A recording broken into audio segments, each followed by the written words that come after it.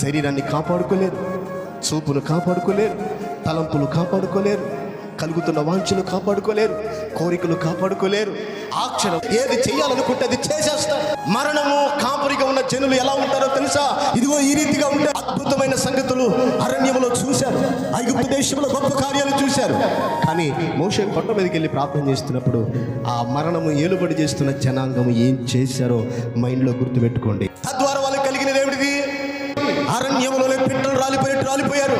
వారికి కానాను చేరే అధికారము, ఆ ధన్యత లేకుండా పోయింది. కారణం ఏంటో తెలుసా? మరణము వారి మీద కాపరిగా ఏలుబడి చేస్తుంది.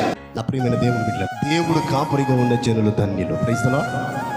వాళ్ళండి చచ్చిపోవడానికి ఇష్టపడతారు కానీ పాపము జోలికి వెళ్ళరు.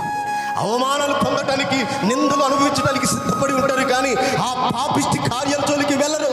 దేవుడు కలిగిన జనులు చేసే గొప్ప లక్షణం